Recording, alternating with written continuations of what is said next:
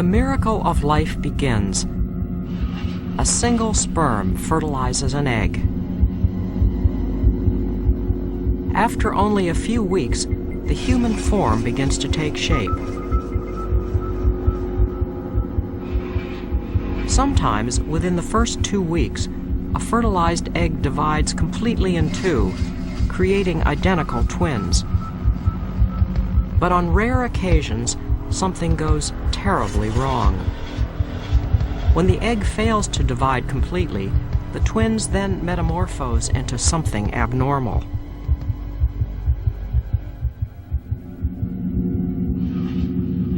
A child with one body and two heads.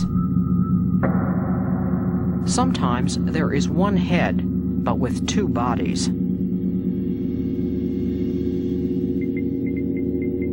Although they are connected, they sometimes develop into two completely individual personalities. They are called Siamese twins, after the most famous conjoined twins who ever lived.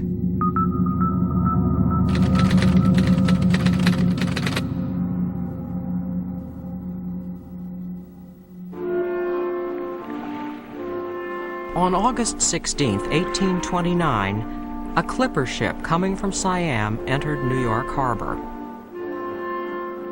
On board were two young men named Chang and Eng. No one had ever seen anything like them before. From the beginning, Americans were fascinated by the 6-inch band of tissue that joined them at the waist. Despite this band, the two young men moved and thought as one person. New Yorkers were hungry to see what were then called freaks of nature. Good-looking and charming, Chang and Eng played to overflowing crowds and were called the eighth wonder of the world.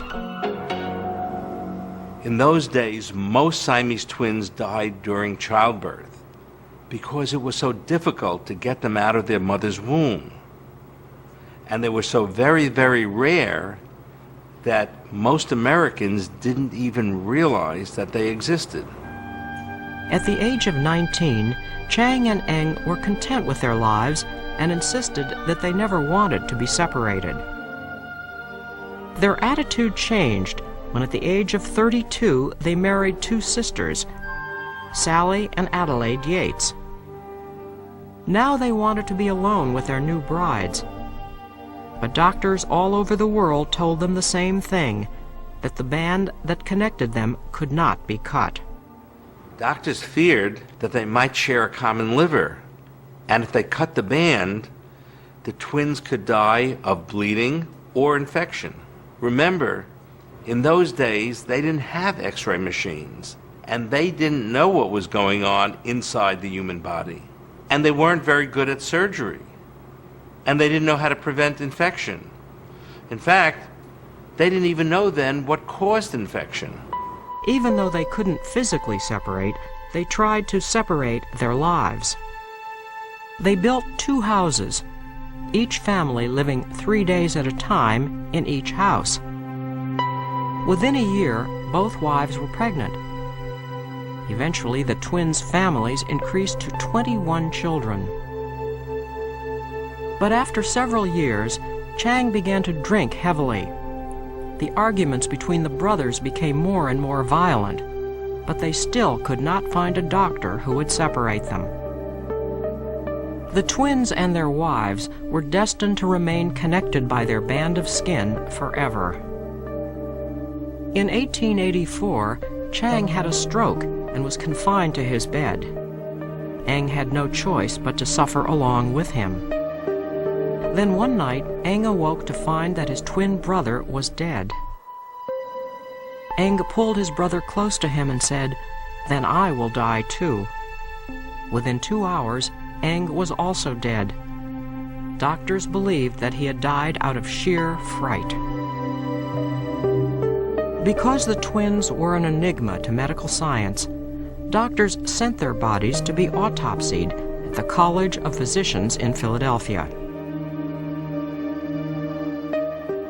During the autopsy, the doctors found that the twins were two completely separate individuals attached only by a band of scar tissue. And only one vein, a small vein, went from Chang to Ang through that band. They did not share a common bloodstream. So that if Chang got drunk, Ang remained sober. If one felt pain, the other didn't because they had completely separate nervous systems. The autopsy showed that the doctors had been wrong, that the twins could have easily been separated, and that they could have led totally independent lives. Despite their amazing abnormality, Chang and Ang lived to be 63 years old at a time when the average life expectancy in this country was only 39 years. Chang and Ang were laid to rest in a cemetery in North Carolina. In death, as in life, they were linked together forever.